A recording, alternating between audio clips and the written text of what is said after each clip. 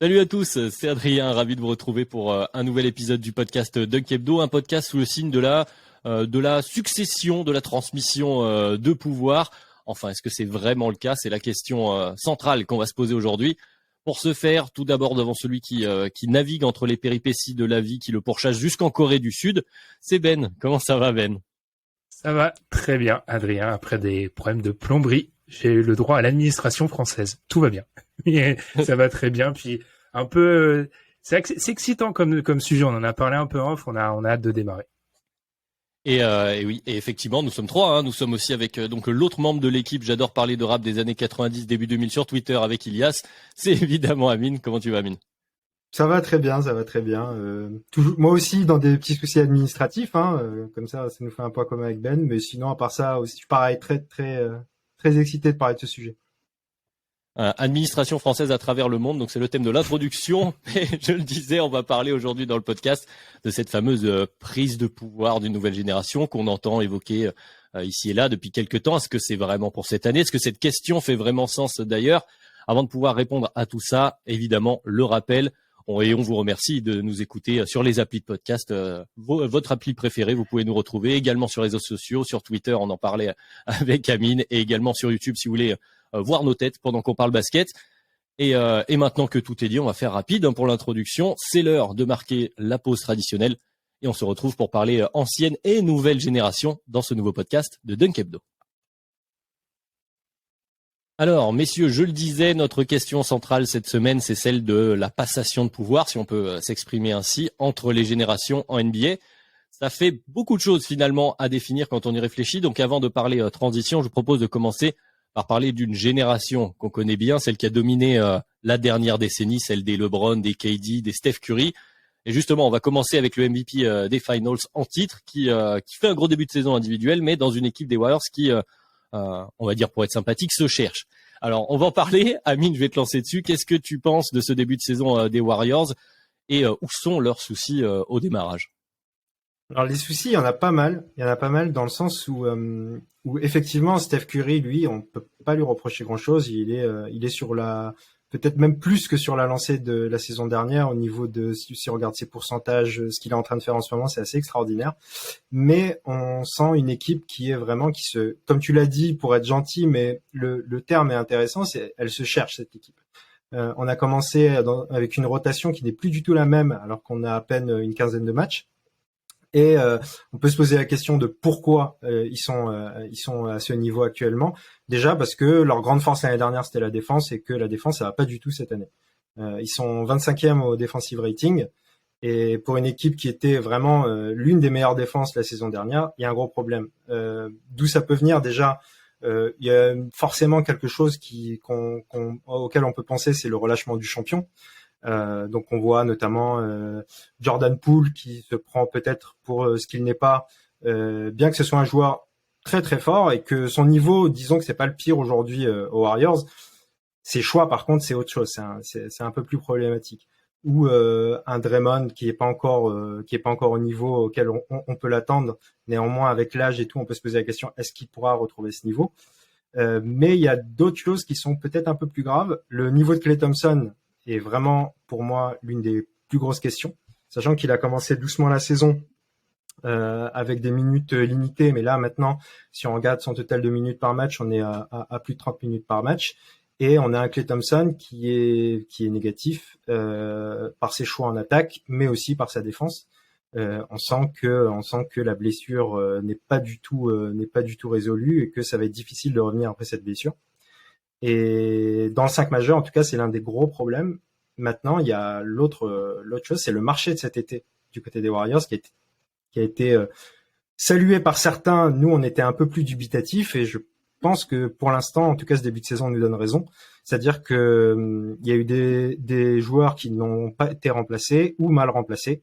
Je pense à Otto Porter Jr. qui jouait 22 minutes par match l'année dernière, Peyton 2 qui en jouait 18 et même Bjelica qui en jouait 16. Et donc les remplacements étaient censés être DiVincenzo pour Peyton et Jean-Michel Green pour Bjelica, qui apporte beaucoup moins que les deux autres, notamment dans la défense du point of attack. et Otto Porter, qui est celui qui était peut-être le plus important des trois et qui n'a pas du tout été remplacé. Donc on a eu Kuminga au début qui a essayé de prendre les minutes et on a vite changé ça. Et actuellement c'est Anthony Lamb qui a ses minutes sur le poste d'ailier. Donc tout ça, ça n'augure pas grand-chose de bon.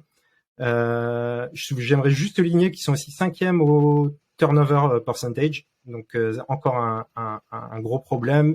23e au rebond, donc il y a beaucoup de choses. Il y a des stats où ils sont bons, ils ont la première pace, ils sont premiers aux assists, mais bon, premiers aux assists en étant 5e au turnover, c'est compliqué. Donc voilà, c'est un début de saison compliqué. On peut imaginer que ça peut s'arranger, mais pour l'instant, c'est quand même très compliqué ce qu'on voit. Donc Amine nous a fait un portrait général de la situation aux Warriors. Ben, je t'ai vu acquiescer plusieurs fois. Sur quel point tu as envie d'insister, toi, sur ce début de saison des Warriors? Surtout. Non, je pense que non, je suis globalement d'accord avec Amine. Je pense que moi, si on part un peu sur le thème des générations, qui est un peu le fil rouge aujourd'hui, bah c'est un peu l'échec. Allez, je m'avance peut-être un peu. En tout cas, cette histoire dont on a beaucoup parlé, de la double timeline, de cette idée de vraiment, en fait, assurer la transition de la manière la plus douce possible entre l'ancienne génération et la nouvelle. Bah, ce début de saison prouve que c'est vraiment très compliqué. Il y avait déjà eu des voix, dont les nôtres, qui étaient très pessimistes. Quand on voit les joueurs, bah, ça a été cité par Amine. Kuminga, il a un rôle assez fluctuant, mais là, dans la rotation, il n'y est plus vraiment. On va pas parler de Wiseman, mais en Wiseman, tu parlais notamment des rebonds, Amine. Bah, quand Wiseman était sur le terrain, j'étais vraiment choqué de voir un 7-footer aussi tendre sur les rebonds. C'est pas la seule chose sur laquelle il est tendre. La pose d'écran aussi. Enfin, il y a une image qui tournait un peu où Stephen Curry, c'était contre Orlando, je crois, où il attendait un écran de Wiseman et ça n'arrivait pas. Donc il y a vraiment déjà ces hauts choix de draft. Moody aussi, dont on pourrait parler, les hauts choix de draft qui étaient censés dans la double timeline qui ne payent pas, et du coup, comme ils étaient programmés pour prendre la relève des role players qui avaient été tellement importants dans le succès des Warriors de la saison dernière, eh bien, il y a un manque. Et pour parler un peu sans paraphraser Amine, Klay Thompson, va falloir ouvrir le dossier. C'est-à-dire que ce n'est plus le shooter élite qu'il était. J'aime souvent citer un article qui est souvent repris par beaucoup dans la communauté NBA, mais il y a quelques années, le site Nylon Calculus avait étudié les 3 points et avait montré qu'il fallait en gros 753 points pour que le pourcentage soit compréhensible, en tout cas qu'il ait du sens. Klay n'a pas 753 points depuis qu'il est revenu de sa blessure, mais sur les un peu plus de 400 qu'il a, j'aurais dû revérifier la stat. Klay, c'est un joueur moyen plus à 3 points, donc ça change beaucoup de choses pour eux. Donc globalement, le scénario était parfait la saison dernière, c'est plus compliqué. Là, on voit certaines faiblesses. Ouais, bah, tu l'as rappelé au début de ton intervention et vous le dites tous les deux en fil rouge derrière, on a cette problématique aux Warriors de transition entre générations, cette fameuse double timeline qu'on avait déjà évoquée entre donc ce Big Three de la grande épopée, donc évidemment Klay Thompson en fait partie et la nouvelle génération entre guillemets qui devrait être notamment lead par leur lottery pick, Wiseman en tête et Kuminga derrière. Mais justement, je vais te relancer dessus Ben parce qu'on en parlait entre nous. Juste avant en off, ça a été une vraie problématique dans la gestion, notamment de leurs 2 lottery picks que les Warriors ont voulu intégrer à leur effectif comme ils intègrent leur fonds de premier tour et leur second tour de draft. Et manifestement, ça ne fonctionne pas comme espéré. Mais moi, il y a une déclat pour aller dans ton sens, Adrien, enfin dans ta question, qui je pense avec laquelle tu seras d'accord. Il y a une déclat de Kerr qui m'avait beaucoup marqué il y a quelque temps, qu'il avait dit. Il avait dit que la situation de Kuminga est vraiment similaire à celle de Kevin Looney et Jordan Poole, c'est-à-dire qu'en gros, il y avait cette idée qu'il fallait les intégrer petit à petit dans la rotation, etc. Oui, mais non, en fait, parce que Kevin Looney, c'est un 30e choix de draft en 2015. Un mec comme Jordan Poole, lui aussi qui a pris du temps, c'est un 28e choix de draft. Et encore une fois, Looney arrive à un moment où les Warriors sont au sommet du monde. Enfin, 2015, c'est le début vraiment de très fort côté Warriors. 2019 pour un Jordan Poole, donc c'est peut-être cette période de transition. Kuminga, c'est un top 5 lycéen qui est pris top 10 à la draft. C'est pas la même mentalité du joueur. Tu comprends que ce joueur-là, ils sont en position de se dire, j'ai envie de plus jouer, qu'il y ait cette frustration. Et ça sort beaucoup pour Wiseman, moins pour Moody et Ça sort beaucoup pour Kuminga, moins pour Woody et Wiseman, mais c'est vrai que dans cette gestion des jeunes joueurs, notamment avec celui d'un rôle de pivot comme Wiseman, c'est compliqué d'intégrer un jeune pivot. On le dit souvent dans cette émission, un jeune pivot, ça fait des erreurs. Donc soit tu vis avec, soit si tu as des ambitions comme les Warriors, t'attends qu'ils soient prêts à être sur le terrain, mais en fait, ça n'arrivera pas. Wiseman a joué 3 matchs en universitaire, un peu de saison rookie, saison blanche, c'est sa 3e saison NBA, il a joué 50 matchs. Tu peux pas attendre que sur du drop, il soit capable d'identifier la menace, etc. Ça n'arrivera pas. Donc, en fait, les Warriors, là, ils sont dans une situation, soit faut accepter les problèmes de nos jeunes joueurs, soit faut arrêter cette histoire de double timeline. Ça ne peut plus coexister.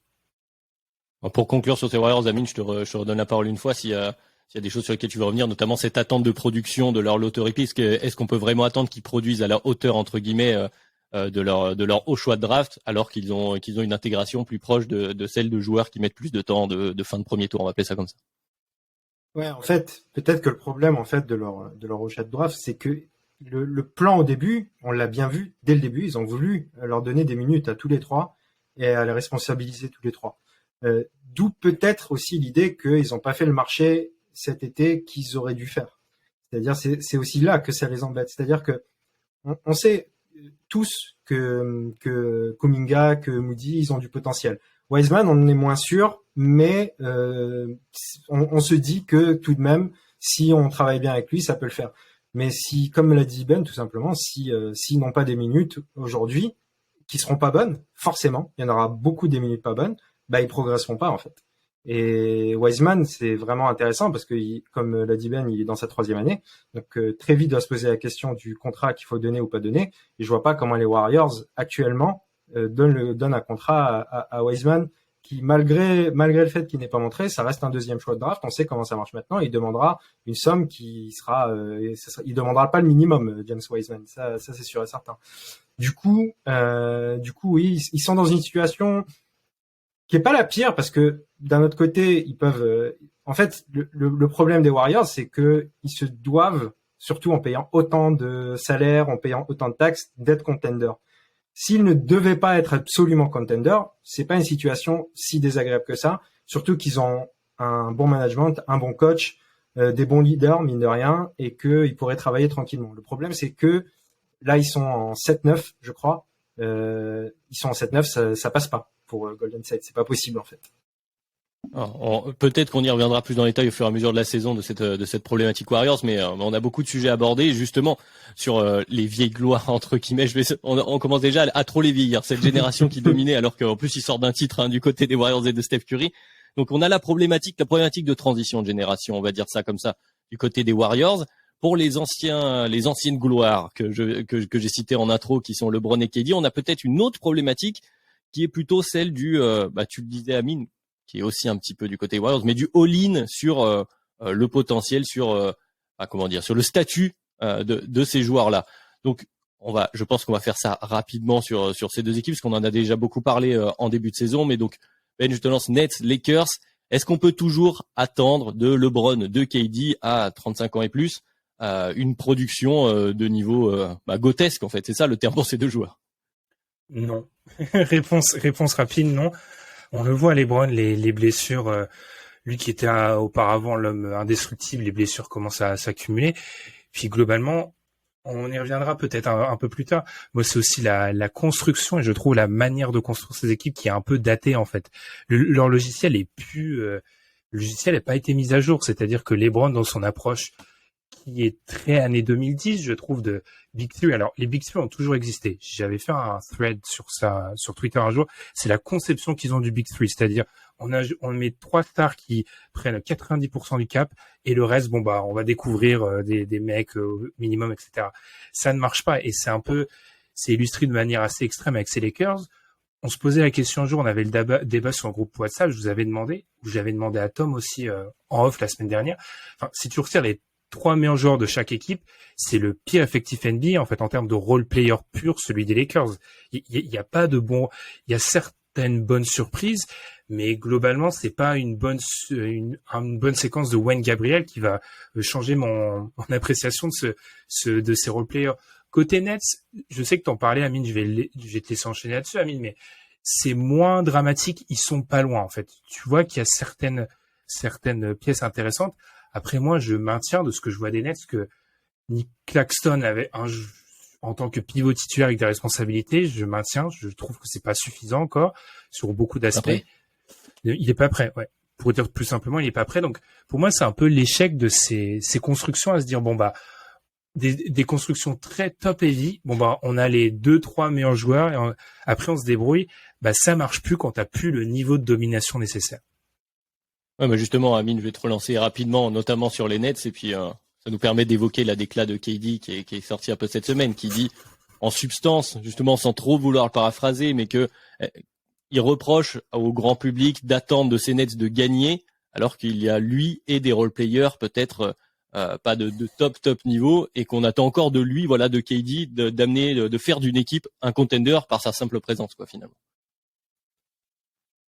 En fait, ce qu'il a dit KD, on en a parlé pas mal entre nous de cette discussion. Ce qu'il a dit n'est pas faux.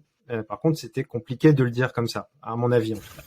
En tout cas, le truc, c'est que comme Ben me tendait la perche, les Nets, ils sont à pas grand-chose. Ils sont à quelques. En fait, il y a des joueurs à des postes clés où ils ont rien, voire soit rien, soit des joueurs pas prêts. Vous avez parlé de Nick Claxton, donc évidemment au poste de pivot, parce que un de leurs plus gros problèmes aujourd'hui, c'est qu'ils sont complètement dépassés au rebond et que la défense de la raquette est très compliquée.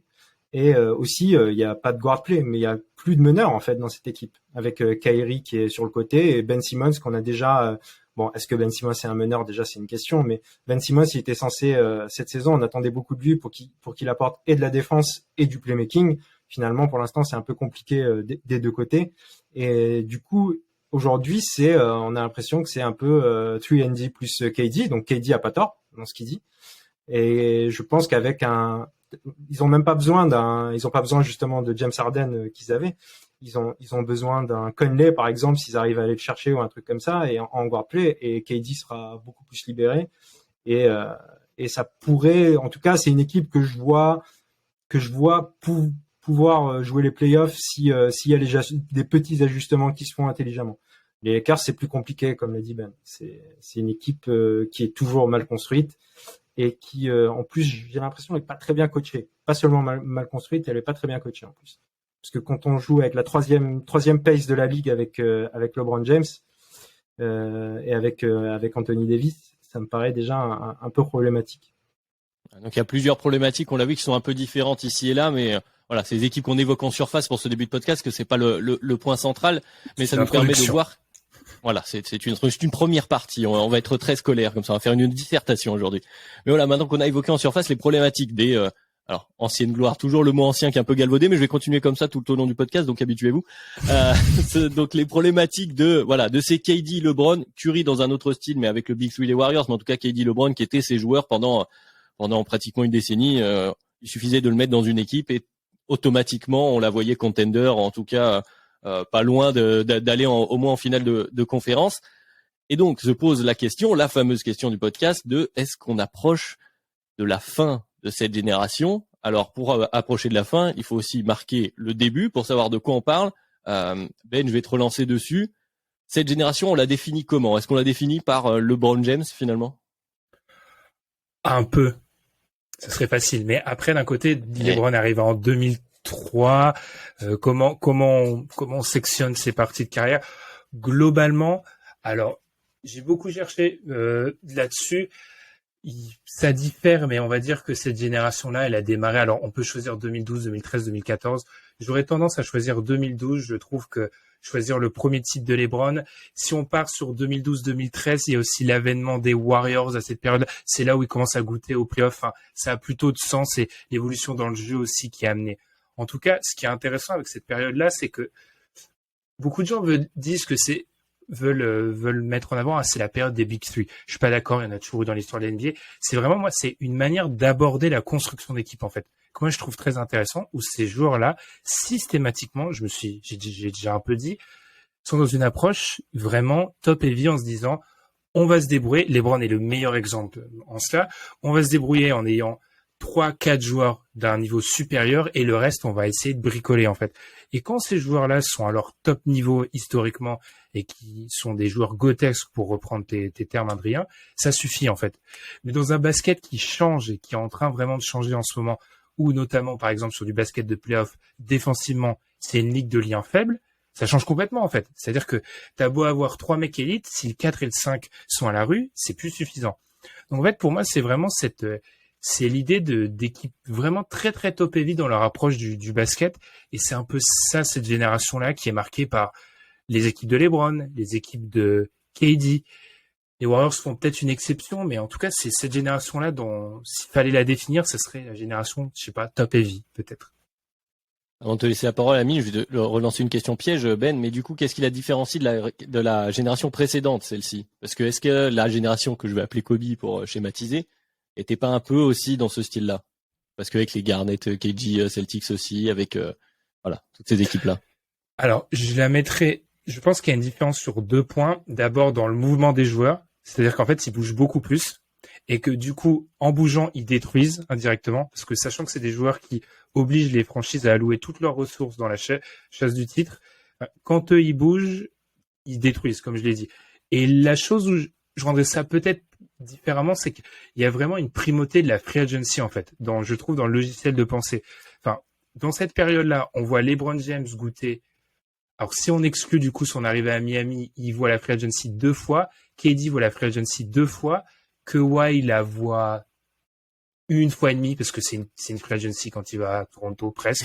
Enfin, c'est beaucoup, en fait, pour des joueurs marquants comme ça, de les avoir plusieurs fois sur une free agency pendant leur prime, quasiment. Donc, je pense que c'est les 2 grosses différences. Alors maintenant qu'on a la définition complète de Ben, Amine, c'est ton tour. Toi, comment tu la définirais? Parce que j'imagine que tu vas rejoindre Ben sur certains aspects, sur cette génération LeBron KD. Oui, c'est exactement ça. C'est la génération LeBron KD et tout ce qu'a dit Ben est très juste. Donc je vais essayer de pas me répéter, de parler un peu d'autre chose. Ce qui est intéressant aussi, c'est que LeBron et KD sont les joueurs dominants de cette génération, ce qui a créé une sorte de ligue d'ailiers. Tout le monde voulait son ball dominante qui fait entre 2 mètres et 2 mètres 05 et c'était parfait. Ça, c'est quelque chose qui n'était pas trop le cas dans la génération juste avant. Donc, la rupture, on peut penser qu'elle vient aussi à peu près là. On était sur les années de 2000 à 2010 sur une ligue partagée entre des intérieurs dominants et des arrières dominants.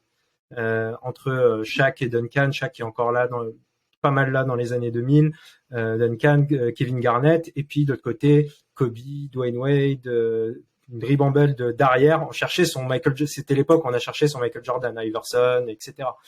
Et donc il y a eu cette période d'ailier, et j'ai l'impression que justement, pour essayer de faire peut-être un petit peu une transition, qu'on pourrait revenir vers une ligue un peu intérieure, arrière, qui se partage un peu le truc, parce que dans la nouvelle génération, il n'y a pas trop d'intérieur, mais disons que dans la génération intermédiaire, les 3 joueurs dominants de la génération intermédiaire, à savoir Giannis, Jokic, Embiid, sont des intérieurs. Pour moi, Giannis est un intérieur. Et derrière, dans la toute nouvelle génération, on le voit aujourd'hui, les Doncic, les Booker, les Shai Gilgeous-Alexander, les Donovan Mitchell, tout ça, on a vraiment, vous aviez fait un podcast sur les arrières il y a pas longtemps, est-ce qu'on va pas revenir justement à cette dominante qui était là un petit peu dans les années 2000? Et après, il y a une exception de cette ligue d'ailier, c'est Steph Curry, c'est le 3e oui. larron, effectivement. Mais comme tu l'as dit, Ben, c'est peut-être un cas un peu particulier avec une équipe certes basée sur un top 3, mais qui n'est moins basée sur la free agency. C'est un peu l'exception qui confirme la règle, mais qui aussi génère cette transition, parce que vous avez parlé de quand est-ce qu'on passe d'une génération à une autre. Alors tu l'as dit, Ben, pour toi 2011, 2012, c'est cette période un peu de flou là. On a la Linsanity, le titre de MVP de Derrick Rose avant. Il a placé le titre MVP de Derrick Rose. Incroyable. Bravo, Adrien. Oui, bien sûr. Non, mais parce que je me suis intéressé, parce que là, on parle surtout basket, mais je me suis aussi un peu intéressé à la vision globale et donc à la vente des maillots. Et c'est assez intéressant de voir cette suite. Donc en 2010, c'est Kobe qui vend le plus encore, donc le Kobe Lakers, etc., suivi de LeBron, KG, etc. Et en fait, 2011, on retrouve LeBron, ça y est, LeBron à Miami. Comme tu l'as dit, c'est son arrivée à Miami. Donc effectivement, ça crée l'événement. Il passe devant Kobe qui est encore là. Et 2012, ça devient n'importe quoi puisque c'est Derrick Rose, Jeremy Lin qui sont aux 2 premières places devant Kobe, LeBron, puis Carmelo aussi évidemment, qui une fois qu'il arrive au Knicks vend beaucoup de maillots. Mais voilà, on a ces espèces de périodes de transition un peu incertaines où on retrouve des joueurs entre eux. On savait à peu près que LeBron James allait prendre le pouvoir, entre guillemets, qu'on allait venir à cette ligue d'ailier, mais il y a quand même ce petit moment de flottement, et c'est ce que tu venais d'évoquer, Amine, c'est pour ça que j'en parle, c'est que là, on reste sur 4 saisons de MVP d'intérieur, hein, parce que donc Giannis et Nikola Jokic, et on se pose la question de est-ce que la nouvelle génération serait pas plus une ligne à nouveau une ligue de guard. Donc justement, c'est la question qu'on allait se poser derrière. Je te relance dessus, Amine. Est-ce que toi tu vois dans cette nouvelle génération, alors peut-être pas le LeBron James, puisque là on est quand même, en fait on sort quand même d'une décennie avec deux mecs, donc LeBron, KD, mais aussi Steph Curry qui a changé le jeu NBA à sa manière. 3 gars qui marquent l'histoire de la NBA, marquent l'histoire du jeu en NBA. À quoi va ressembler la nouvelle? Est-ce qu'il y a un gars qui peut être ce nouveau LeBron, KD, Curry? J'en sais rien. Moi, pour moi, on s'est déjà posé cette question avant. On avait du mal à répondre, et puis en y réfléchissant, je me dis quand même, il y en a un, mais est-ce qu'il va l'être? On sait pas de toute manière, mais il y en a un, c'est Luka Doncic, c'est évident. C'est-à-dire le joueur qui peut atteindre ce niveau où on se dira c'est le numéro 1 et il y a pas de question à se poser, c'est Luka. Maintenant, il a déjà prouvé beaucoup de choses. En fait, là où on voit que c'est un joueur vraiment différent, c'est que dès sa première saison, on a compris, en fait. Sa saison rookie, on comprend que c'est un joueur différent. Ce qui est pas tout à fait le cas avec tous les joueurs dont on va parler de cette nouvelle génération. Luka, tout de suite, on le savait que c'est un joueur qui allait faire ce qu'il sait faire pendant 15 ans à NBA.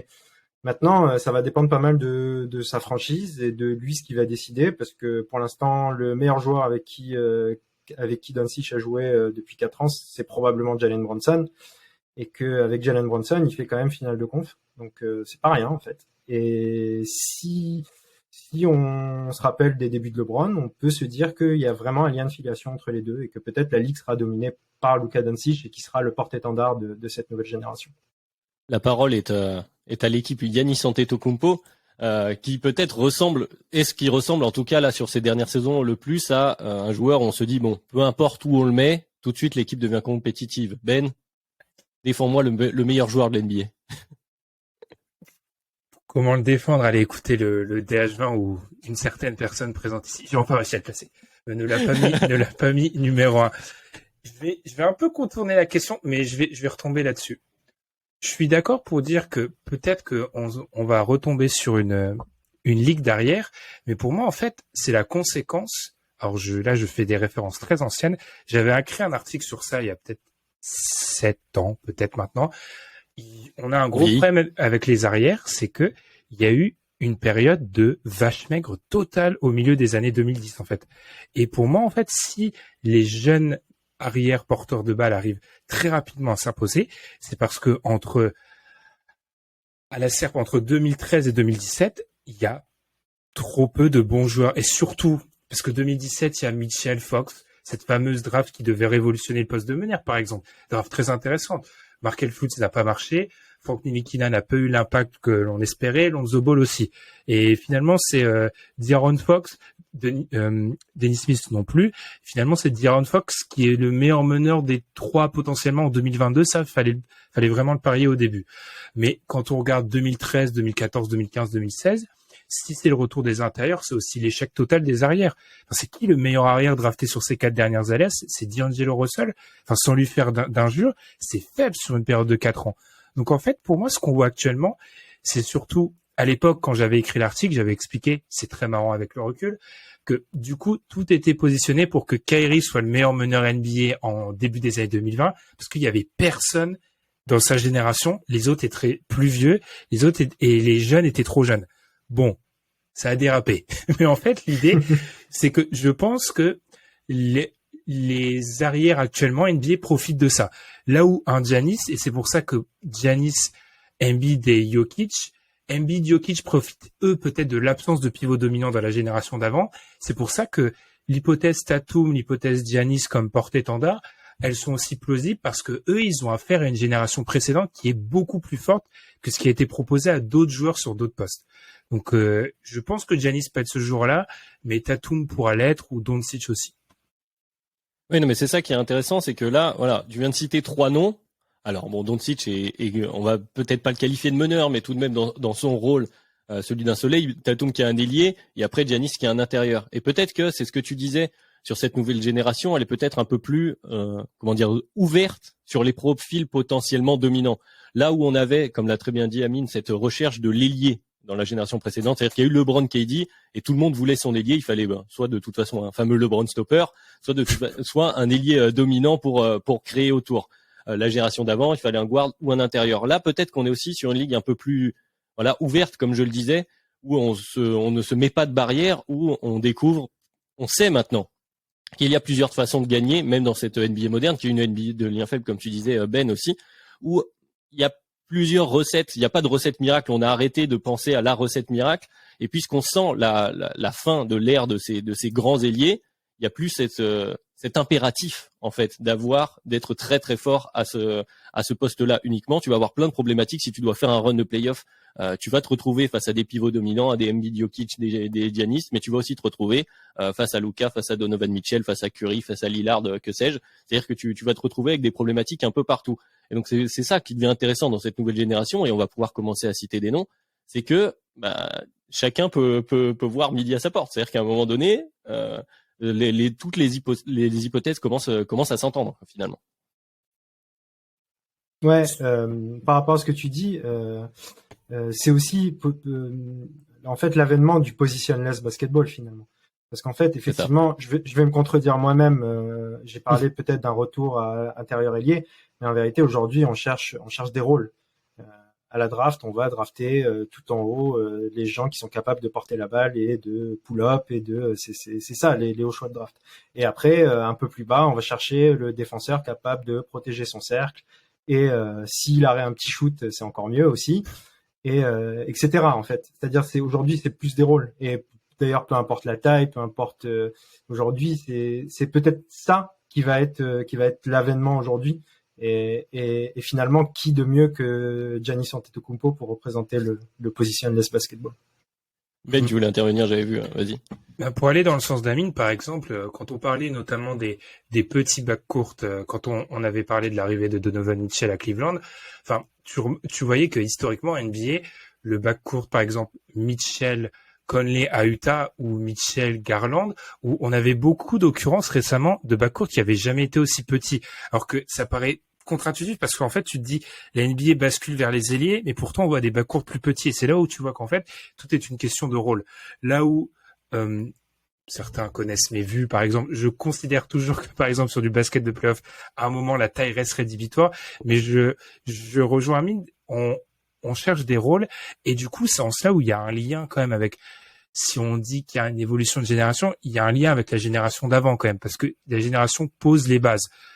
Quand on voit Miami, ce qu'a commencé à faire Miami, bon, les plus conservateurs diront qu'il faudra remonter encore dans la génération d'avant avec ce qu'a pu faire D'Antoni à Phoenix, etc. En tout cas, si on remonte l'affiliation, l'idée c'est que certaines équipes des Warriors avec Curry, certaines équipes de LeBron au Heat et aussi à Cleveland ont déjà mis en avant ça, où LeBron avait, sur des séquences, pouvait être à la fois le porteur de balle et le protecteur de cercle, bon, ce qui est difficile à réaliser, à dupliquer, mais ils ont déjà posé ces bases-là. Donc en fait, ils sont des précurseurs. Rien que l'idée d'avoir l'ailier porteur de balle qui a une charge offensive aussi importante, ça s'applique pas aux générations précédentes en fait. Donc ils posent déjà les jalons, je pense, dans les années 2010. Ça nous rajoute des billes à cette théorie qu'on finira peut-être par développer un peu plus longuement dans un podcast des rôles qui sont en train de supplanter les positions classiques. Et ça revient à ce qu'on disait oui, il y avait une ligue dominante d'arrière et de pivot avant, puis ensuite d'ailier. En fait, maintenant, la question ne se pose plus du tout. C'est dans la prochaine génération, est-ce qu'on aura une ligue de soleil offensif, des Luka, des Trey, des Mitchell? Est-ce qu'on aura quel rôle va prendre le pas sur les autres? Qui sait qu'il y a une marge d'avance? Donc la question commence de plus en plus à glisser finalement, et ça peut aussi changer notre analyse des générations d'avant. C'est-à-dire qu'effectivement, on a eu une ligue où en fait, certes, c'était, on peut dire délié, mais finalement, c'est surtout, on a eu un LeBron en tant que soleil le plus classique qui a amené le guard play dans son équipe, et puis le fameux soleil Steph Curry qui court partout et qui, lui tout seul est une anomalie. Mais voilà, on est en train de changer de paradigme, et donc la question qui va ensuite, c'est laquelle qui va arriver. On n'arrête pas de tourner autour depuis tout à l'heure. Oui, on a cité Luka, oui, on a cité Giannis, mais on a un Shai pour faire honneur à Constant qui aime beaucoup, qui est incandescent. Mitchell est toujours là, des Trae Young. On peut citer Zion évidemment. Il va se passer évidemment Ja Morant qui est aussi un profil un peu différent des autres. Bon, est-ce qu'ils sont vraiment, je vais vous la poser direct maintenant cette question, est-ce qu'ils sont vraiment en train de prendre le pouvoir dès cette saison, Amine? Est-ce que ça y est, c'est eux qui prennent le pouvoir? En fait, la question est de savoir si c'est quoi prendre le pouvoir finalement. Eh oui. Parce que prendre le pouvoir d'un point de vue montrer qu'on est très très fort, comme effectivement, je pense que le meilleur exemple sur ce début de saison, c'est chez Gilgeous-Alexander. C'est le cas, oui. Moi, j'adore ce joueur depuis le début, depuis qu'il est pas au niveau auquel il est actuellement. Et là, ce qu'il est en train de montrer, c'est incandescent. Il a un usage qui est quasiment celui de Doncic et il montre des choses tout aussi intéressantes. Maintenant, il est à OKC et ils sont pas compétitifs. Ils sont plus intéressants cette année ou quoi que ce soit. Mais comment on peut considérer qu'ils vont prendre le pouvoir s'ils sont pas dans des équipes compétitives? Même un Luka qui est dans une bonne équipe tout de même. Mais s'il joue pas vraiment, on n'a pas l'impression qu'il joue le titre. Jusqu'à maintenant, il l'a pas joué. On n'a pas l'impression qu'il joue encore le titre cette année. S'il joue pas le titre, Luka, ça va être difficile de prendre le pouvoir. LeBron, comme justement l'a dit Ben au tout début, en essayant de définir tout ça, LeBron a pris le pouvoir à peu près en 2012 quand il a gagné son premier titre en vérité. Même quand il va en finale avant, même tout ça, il n'a pas encore pris le pouvoir. Et c'est là finalement que ça va se décider. Donc, on a l'impression effectivement qu'il y a certains joueurs. Il y a aussi Tatum à Boston qui est incroyable en ce début de saison. Il y a des joueurs vraiment qui donnent l'impression de prendre la relève. Pourquoi on a l'impression que peut-être c'est cette année qu'ils prennent la relève? C'est peut-être parce que justement on sent que c'est la fin de notre génération surtout. C'est peut-être surtout ça qui nous fait le dire. Donc Ben, du coup, t'as cité Amine justement. J'allais amener là-dessus. Le favori, du coup, c'est Tatum. Est-ce que cette année le champion sera? Alors on a eu les Giannis quand même qui a gagné entre-temps entre les LeBron et le retour des Warriors de Curry cette dernière saison. Est-ce que c'est Tatum l'espoir numéro 1 du changement de génération? Mais c'est là où je remets un pied sur ma théorie du vide générationnel. C'est là où c'est intéressant en fait parce que en soi c'est normal ce qui se passe parce que les mecs rentrent dans leur prime en fait. Alors où est-ce qu'on met le prime en NBA? Il y a plusieurs articles, plusieurs études. Disons, allez, on va faire simple, on va le mettre entre 25 et 30. Ils arrivent plus ou moins tous dans la liste que tu as adressée, Adrien, ils arrivent tous plus ou moins, alors certains un peu plus jeunes, mais encore une fois, je maintiens que c'est parce qu'il n'y a pas eu d'arrière pendant 5 ans, donc en fait, c'est plus facile pour eux d'arriver. Et en fait, ces mecs-là arrivent dans leur prime. Par exemple, moi, quand je lis, Shai reste encore un jeune joueur, il a 25 ans bientôt, Shai. Enfin, il a 25 ans l'année prochaine. Il entre dans son prime, en fait. Donc, alors, bien évidemment, sur le début de saison, il est incroyable. Moi, pour avancer sur ce qu'a dit Amine, je trouve aussi très intéressant sur le fait de marquer à tous les niveaux, en fait. Il est ultra efficace dans la peinture. À mi-distance, il est incandescent. Il met tout à 3 points. Dans la gestion aussi pour les autres. Mais tu vois que c'est un joueur qui arrive dans son prime, en fait. Donc, cette prise de pouvoir, je trouve qu'elle est logique. Là où elle sera, il y a 2 éléments pour moi qui montrent qu'elle est pas encore totale. Première chose, il y a une instabilité sur les équipes titrables. C'est-à-dire qu'en fait, les projets qui étaient censés dominer la NBA se sont tous plus ou moins vautrés. Les Lakers se sont vautrés, les Nets se sont vautrés. Les Sixers, je dis encore rien, Amine, mais on va voir, on attend, c'est en stand-by. Et les Warriors ont gagné le titre, mais je pense pas qu'ils étaient plus dans une approche vraiment super puissance comme l'ont pu être par exemple les Clippers, où aussi on est en stand-by par rapport à la manière de construire l'équipe. Si je parle des Warriors. Ce qui fait qu'en fait, quand on avait abordé la saison, on l'avait dit, il y avait beaucoup d'équipes, en fait, qui étaient sur la ligne de départ et avec qui on voyait potentiellement des idées de titre. Pour moi, la prise de pouvoir sera totale quand il y aura la frustration qui sera créée. On parlait de 2012, etc. Qu'est-ce qui s'est passé? C'est que dans certains membres de la jeune génération, la frustration s'est créée. Ils n'ont pas gagné les titres et, dans une ligue où actuellement le mouvement est plus important, pour moi, ça sera au premier mouvement de cette nouvelle génération, en fait. Quand un Trae Young sera peut-être malheureux, quand un Luka sera peut-être malheureux, quand un... Alors, j'ose le dire, mais je sais que c'est tabou avec les fans d'OKC, quand un Shea sera peut-être malheureux. Enfin, plusieurs de ces joueurs-là auront de la frustration quant à leur résultat collectif, là, il y aura la prise de pouvoir finale parce qu'ils vont s'unir. Désolé, mais ça va pas changer dans les années 2020. C'est toujours le mécanisme classique dans l'histoire de la NBA. Ils vont s'unir et là, la prise de pouvoir sera totale. Je pense à ce moment-là. Encore faudra-t-il s'unir avec différents rôles, ce qui est un peu Ce qui est un peu une question, mais justement, tu l'as dit. Vas-y, je t'en prie, développe. Tu vois les rôles. Alors, je nous fais un peu reculer en arrière. J'ai très peur que dans la manière d'aborder la NBA, ça pose un carcan sur dans la manière d'aborder les profils. Je remarque de plus en plus, par exemple, quand on voit un jeune intérieur, s'il est pas capable, et je tombe dans ce travers-là, si c'est pas protéger le cercle, etc., limite, il est mis de côté. J'ai l'impression qu'en fait, on pose des rôles et en fait, on est incapable de penser en dehors de la matrice. Et je pense que c'est très dangereux c'est peut-être un des travers de la future génération et la future manière de penser.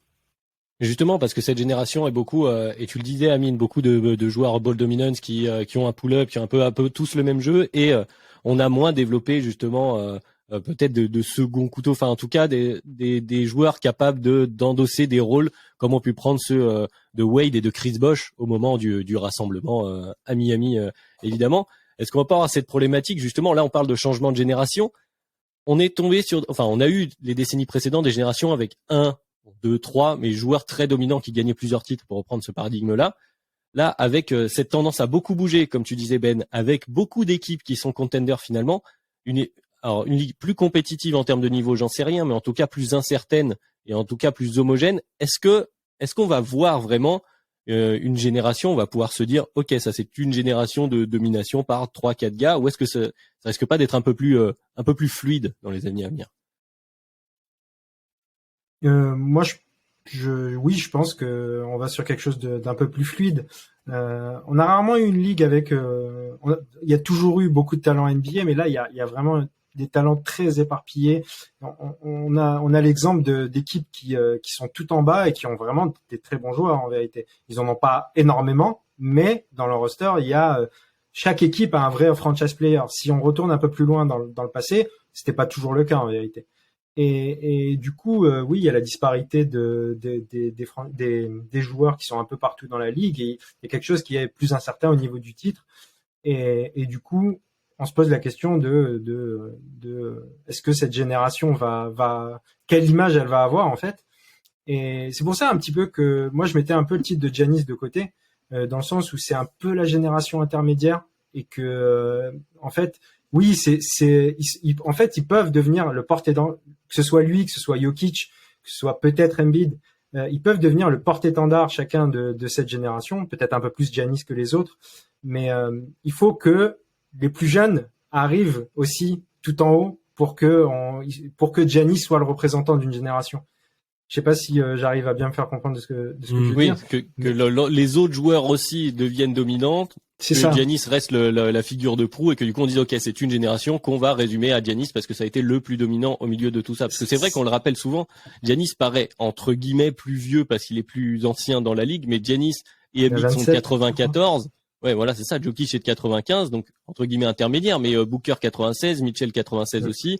Et après, bon, là, il y a un petit écart, mais Tatum et Trae Young sont de 98, par exemple. C'est pas si éloigné que ça. C'est juste qu'on a l'impression, par rapport à leur draft, qu'ils sont à un moment où il y a presque que qui ressort. Il y a presque que eux trois. On peut rajouter quelques-uns. On peut rajouter Karl Anthony Towns, par exemple, des gens qui sont draftés à peu près en même temps. Mais ils sont pas beaucoup, en fait, à avoir explosé à ce moment-là. Anthony Davis peut-être aussi, qu'on a tendance à oublier, mais. Et puis il y a un truc super paradoxal, c'est que si on remonte avant, par exemple 2012, c'est déjà Anthony Davis qui, par exemple, lui aussi était programmé pour être dominant maintenant. Mais le corps n'a pas suivi. On avait Lillard qui a un profil particulier parce qu'il a fait 4 ans de fac. Donc en fait, t'as plus tendance à le raccrocher à la génération d'avant, alors qu'il est drafté en 2012. Et Bradley Beal, si on le retient lui aussi, qui a peut-être pas pris l'envergure qu'on lui promettait. N'oubliez pas mon gars Michael Kidd Gilchrist aussi. Et puis quand tu remontes encore après 2011, c'est Kyrie, et c'est encore donc en fait t'as vraiment cet écart là temporel. Petite chose, et là c'est l'ancien étudiant en histoire qui parle, je pense qu'il faut se méfier à ne pas calquer certains paramètres de l'ancienne génération, en tout cas de celle qui est en train de tirer sa révérence sur la nouvelle, notamment dans la longueur du prime ou de la durée de domination. Parce qu'en fait, LeBron, globalement, c'est... Alors, même si on met la domination, je sais que les fans de LeBron nous diront, il était déjà dominant avant. En tout cas, si on reprend un peu notre manière de découper la NBA, si on part sur cette génération-là de 10 ans avec un mec au sommet, ou quasiment tout le temps au sommet, c'est rarissime, en fait, d'avoir un mec qui est si longtemps, si haut. Donc, par exemple, si Giannis si Giannis entre donc son titre, du coup, je suis perdu dans l'espace-temps, en 2021, et qu'il est extrêmement dominant jusqu'à 2026, ce qui serait pas choquant, hein, c'est 32-33 ans, c'est déjà, si on veut, une période de domination qui sera pas rattachée à une génération, en fait, plutôt. Donc c'est là où la petite différence entre l'ère et la génération, si on veut. Ouais, mais finalement ça ressemblerait à celle de Kobe, parce que c'est ça aussi la présence. On l'appelle Kobe parce que médiatiquement aussi, je reviens encore à ce hors terrain malgré moi, mais il y a aussi l'image qui est renvoyée, parce que Kobe finalement, oui, bon ben c'est quand il y a le premier titre avec les Lakers de Shaq où il tombe entre guillemets au bon endroit, mais c'est pas là où il est dominant, où il est le plus dominant, et là où on le retrouve le plus fort avec cette image de joueur ultra compétitif, c'est plutôt au moment où les Lakers sont peut-être un peu moins forts d'ailleurs après l'ère Gasol, je vais appeler ça comme ça, du côté des Lakers, mais ça fait un laps de temps qui est un peu comparable à cette génération. Et avant ça, t'as Michael Jordan. C'est pour ça, on a ce prisme, mais tu le dis, Ben, il faut faire attention, mais en même temps, on a été habitué. C'est-à-dire qu'on a pris 10 ans de Michael Jordan, 10 ans dans l'esprit, général, j'entends, pas que basket, mais après 10 ans de Kobe. Et là, on vient de prendre 10 ans de LeBron James. Donc, au bout d'un moment, on se dit, bon, qui c'est qui va tout taper pendant 10 ans? On est obligé de se poser cette question. Enfin, c'est très compliqué de s'éloigner de ça. Sachant en plus que c'est très intéressant ce que tu as dit, parce que moi, toi, tu compares à Kobe. Moi, je compare aussi à la courte période de Shaq, où il est tout seul, justement. C'est-à-dire, justement, sur ses premiers titres avec Kobe, Shaq, il est difficile à raccorder à une génération, parce qu'il commence, il y a le premier retour de Jordan. On le pense entre deux, quoi. C'est ça. Et il est entre deux, et du coup, déjà qu'il y a des comparatifs de domination entre Shaq et Giannis, il y a aussi un peu une comparative d'avoir dominé sur une période où c'était un peu un entre-deux. Shaq, c'est le dominant du tout début des années 2000. Il y a pas trop de doute là-dessus. Et ensuite, il a laissé Kobe et beaucoup d'arrière prendre le relais. Et les Spurs aussi. Oui, c'est vrai que les Spurs, on peut faire le parallèle peut-être un peu Warriors avec cette construction. Bon, il y a quand même un côté chanceux avec. Mais effectivement, est-ce que du coup Giannis peut être le Shaq nouvelle génération, ou est-ce qu'on peut pas lui souhaiter quand même d'être dominant un peu plus longtemps, Ben, comme tu l'as dit, avec quand même cette évolution NBA? Est-ce qu'on y voit une limite à Giannis, ou est-ce que quand même ça reste le porte-étendard a priori? Je pense qu'il est le porte-étendard pour l'instant. Après, c'est vrai que puis il y a un côté pour aller peut-être plus loin, et encore une fois, difficile de pas citer le nom de Kyrie Irving, il y a un côté esthétique toujours dans cette espèce de porte-étendard, en fait, où je pense que Giannis, dans le jeu qu'il a, quand on voit certains commentaires sur Twitter sur toujours Giannis en 2022, c'est notamment sur son jeu ou sa manière de jouer, on voit bien qu'il sera le joueur dominant, fait rarement l'unanimité, mais il y a ce côté stylistique qui est très important, et c'est là où un Luka pourra être important. Après, moi, la question qui me titille, n'empêche, c'est que même si la NBA se veut internationale, les joueurs qu'on cite, ils sont tous internationaux, en fait. Enfin, la possibilité de Giannis, il y a la génération Jokic-Embiid, et il y a Luka. Donc, à voir si... Et Victor. Et Victor aussi. Est-ce que ça serait pas Victor, en fait, du coup? le mec qui va tout taper pendant 10 ans. Bon, on lui souhaite, mais du coup, à voir s'il y a pas aussi je sais pas, je vais pas appeler ça un réflexe patriotique du côté des Américains, mais en tout cas, à voir s'il y a pas aussi cette idée de, beaucoup parlent de l'expansion de la NBA, est-ce que c'est pas aussi sur le fait que le trône sera partagé entre plusieurs, entre plusieurs joueurs internationaux. Sachant que la notion de trône, désolé de tout casser, mais à part à 2 périodes très précises dans l'histoire et à des très courtes périodes, je trouve qu'elle a pas de sens dans l'histoire de la NBA, en fait. C'est rare d'avoir un mec qui flotte au-dessus de la mêlée, en fait. Ah, mais c'est le contre-coup de ce qu'est la NBA, du storytelling, et c'est aussi une des raisons qui font qu'on aime cette ligue. Mais effectivement, en plus, le dernier, son surnom, c'est le roi. Donc on est vraiment totalement dans la métaphore. Tu peux la filer jusqu'au bout. Mais tu l'as dit, en termes d'esthétique, peut-être que ça joue. Bon, LeBron était pas forcément celui qui était le plus apprécié esthétiquement, même si il y a les contres et les dunks très impressionnants qui ont aidé. Mais c'est vrai que si on parle juste d'esthétique et de ce point de vue extérieur, comme le rappelait aussi Amine, c'était le cas avant, c'est peut-être un peu plus léger en termes de génération. On peut même séparer LeBron et Curry, par exemple. On a eu LeBron à un moment donné, et on est passé dans une ligue de fans de Stephen Curry sur ces dernières années. Et on le voit beaucoup avec aussi l'évolution dans le jeu. Et avant, c'est pareil. Tu as dit, il y a eu le Shaq début 2000, puis après, il y a eu un moment, c'était Iverson, parce que justement, le style, et puis le style vestimentaire aussi en dehors, Tim Duncan, malgré tout, les Spurs n'ont jamais marqué autant. C'est après coup qu'on s'est un peu dit, où les esthètes du basket justement se sont positionnés contre ceux qui étaient un peu trop Showtime, etc.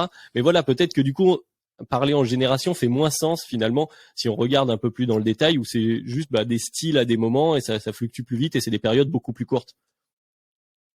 Ça rejoint encore une fois, ça rejoint le mouvement des joueurs, ça rejoint ce qu'on avait dit dans l'épisode où on avait parlé avec Madiane des fenêtres de titres qui se raccourcissent.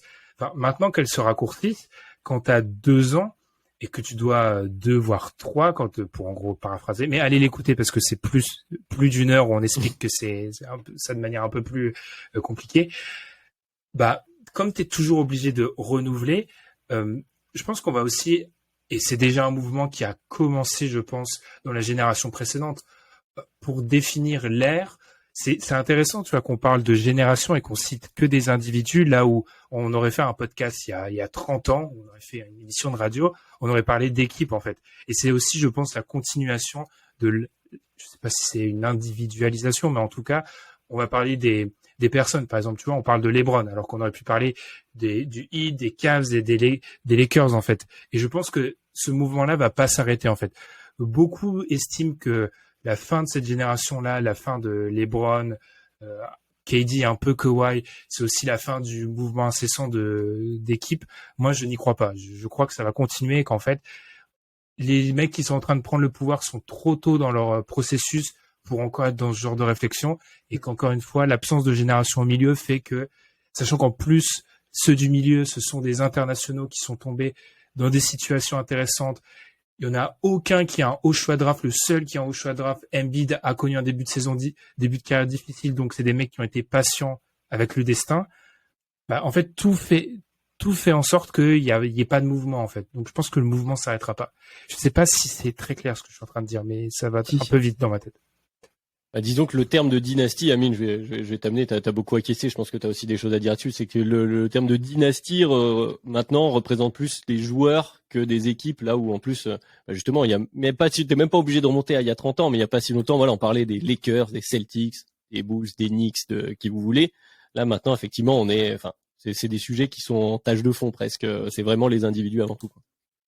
Oui, c'est ça. C'est ce qui me fait penser que on va peut-être, comme on l'a dit par rapport à la possibilité du titre qui paraît un peu fluctuante et surtout les fenêtres du titre qui sont courtes, j'ai l'impression que là, en tout cas sur les prochaines années, j'ai du mal à croire qu'on aura une dynastie justement. On va être sur quelque chose qui est une équipe va gagner le titre, 2-3 autres vont tout faire pour se renforcer pour gagner le titre, il y en a une qui va y arriver, etc. On a l'impression que quand on voit un peu comment les équipes s'organisent aujourd'hui, si ça marche pas au bout de 2-3 ans, on a l'impression que ça marchera pas en fait. Je suis bien placé pour le savoir parce que j'ai une équipe qui commence à me faire croire ça. Mais vraiment, quand tu vois ça, en fait, tu te dis en fait, il n'y a pas 36 000 solutions.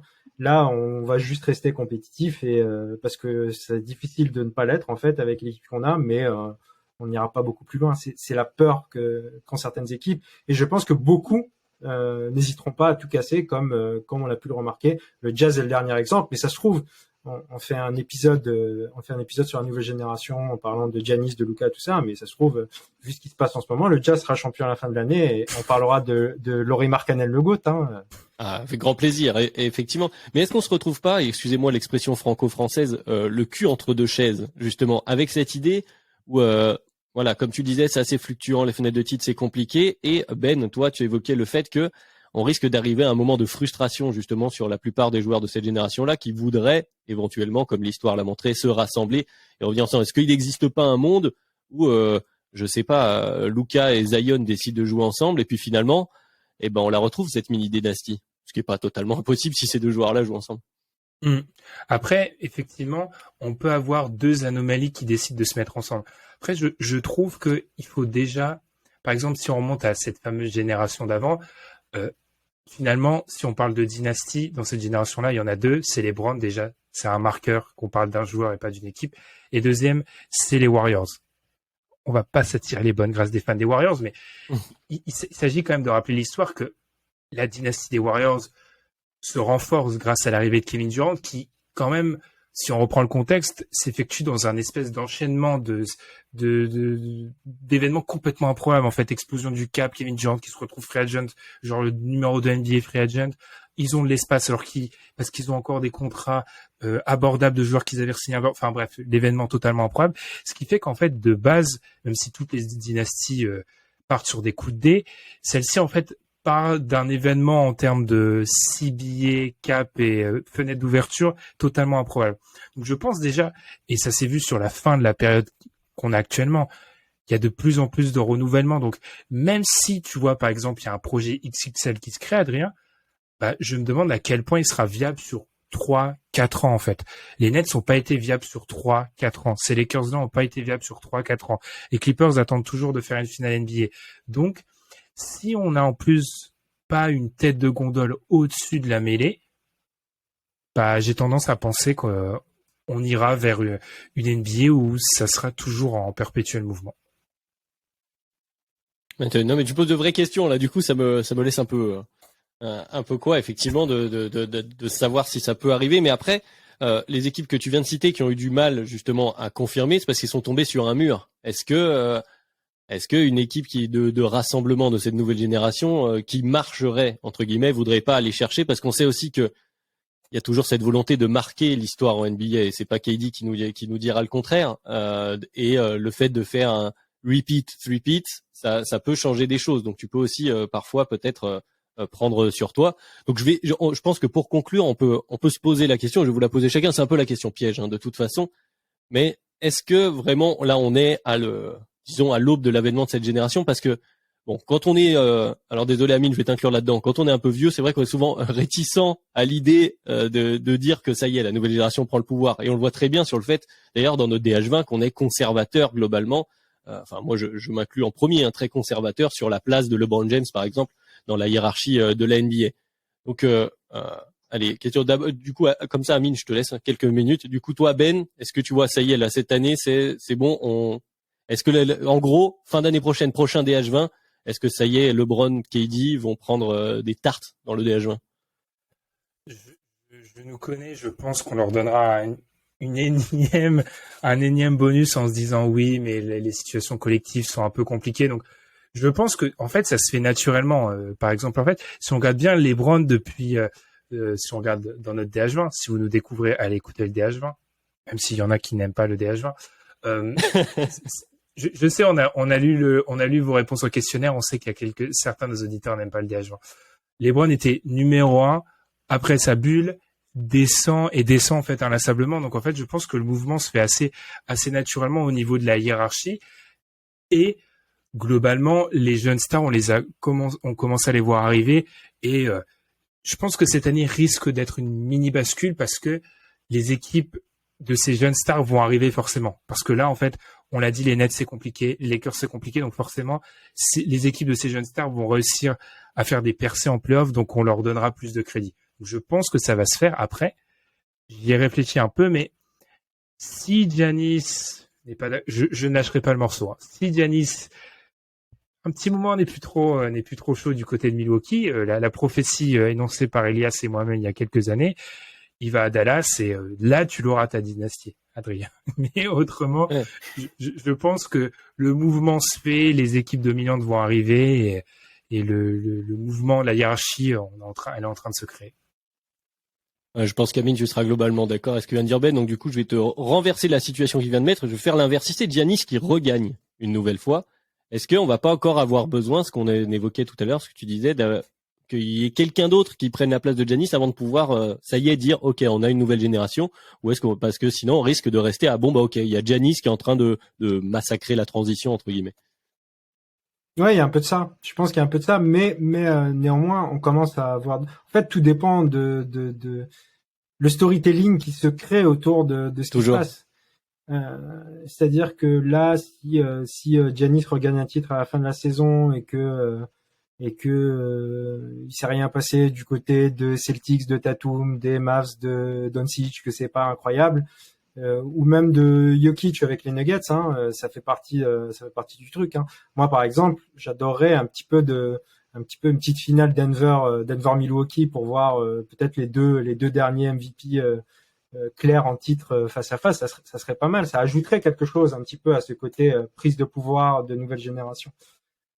Maintenant, on a déjà eu les Celtics l'année dernière en finale avec Tatum, mais il y a quand même quelque chose qui est en train de se passer. Moi, comme je le disais, j'ai l'impression que c'est plus l'ancienne génération qui donne les clés, parce qu'on a beaucoup parlé de LeBron, de KD, de Curry, mais il y a même les autres aussi qui, parmi les autres, il y en a pas mal qui lâchent aussi, hein. Chris Paul est vieillissant, James Harden, on voit que c'est plus le James Harden ne serait-ce qu'il y a 3 ans. Donc c'est un peu de fait qu'une nouvelle génération va prendre le pouvoir. C'est pas forcément, ils sont très forts, mais c'est pas forcément de leur fait tout simplement. La passation va se faire naturellement.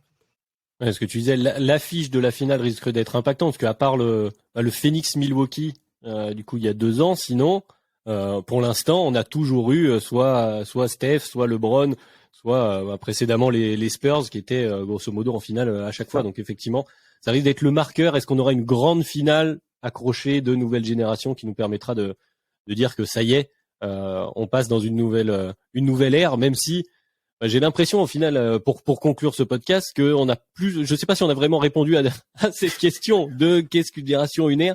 On est vraiment sur quelque chose de beaucoup plus flou, de beaucoup moins binaire que ce qu'on pensait à la base, Ben. Et je vois que ça te fait sourire. Ouais, oui, je pense, je maintiendrai mon argument jusqu'au bout. C'est intéressant, tu vois, quand Amine citait les noms, j'ai essayé, j'ai pas une mémoire encyclopédique, mais j'essayais de me rappeler les drafts, tu vois. Et en gros, si tu coupes, encore une fois de manière assez large, mais tu prends de la draft de KD à celle de Paul George Kawhi, et tu prends les 5 ans là, du coup dedans t'as KD, t'as Curry, t'as Harden, t'as Westbrook, je vais te faire plaisir Adrien, t'as Derrick Rose, etc. Même si on est sur un autre niveau, etc. C'est parce qu'en fait, les autres d'après qui étaient censés être dans leur prime et qui sont censés dominer depuis 2-3 ans maintenant, il y en a pas assez. Donc du coup, mécaniquement, c'est la révolution se fait comme ça et les plus jeunes montent très vite. Ce qui fait que moi, la domination d'Giannis, Jokic, Embiid, j'ai un peu plus de soucis peut-être sur l'aspect physique avec Embiid à voir, mais je pense qu'elle existera pendant cette période-là. À voir si du coup, sachant qu'on a 2 joueurs dominants et surtout, je pense notamment avec Jokic, peut-être aussi avec Giannis, dans des situations, ils sont peut-être pas amenés à avoir des super puissances blockbusters à côté d'eux, à voir si du coup, ils seront peut-être dominants en termes individuels, mais peut-être moins en termes collectifs. À voir. Ouais, ma nouvelle question pour conclure, je sais pas, sauf si Amine, tu voulais rajouter quelque chose sur le sujet? Ça m'a l'air ok. Ça m'a l'air ok. C'est à ça que sert la vidéo aussi également. Donc on salue ceux qui nous ont suivis jusque là sur YouTube. Ça nous permet de conclure, voilà, pratiquement dans les temps, dans l'heure, le podcast de cette semaine. Alors vraiment un sujet assez large, comme je l'ai dit. Il y a beaucoup de questions qui se posent. On aimerait bien avoir vos avis, hein, d'ailleurs à ce sujet-là. J'imagine qu'en termes de génération, donnez-nous aussi votre âge avec, si vous commentez, si vous nous envoyez des messages sur Twitter. Je suis très curieux de savoir la perception de la domination NBA selon à quel moment s'est mis à regarder la NBA. Je pense qu'on n'a pas tous la même. Donc merci de nous avoir écoutés jusque-là. N'hésitez pas donc à échanger avec nous sur Twitter, dans les commentaires YouTube. Ça aide au référencement, ça fait toujours plaisir également. Et puis sur les applis de podcast, on est toujours ravis de voir avec nous. La petite note, les petites étoiles, comme dit Ben. Plus ça nous aide vraiment et puis ça nous fait vraiment plaisir. Hein. En plus, c'est même pas, ça paraît galvaudé comme phrase vu qu'on le répète à chaque fois. Mais vraiment, on vous salue, peu importe le support sur lequel vous nous écoutez. On vous remercie et puis on se donne rendez-vous très très vite dans une semaine a priori pour parler NBA. On fait comme ça ? On fait comme ça. Bravo Adrien parce que je sais, j'ai déjà été à ta place. Ce genre d'épisode à présenter, ça donne mal à la tête. Donc bravo Adrien. Merci beaucoup. Salut, à la semaine prochaine. Ciao.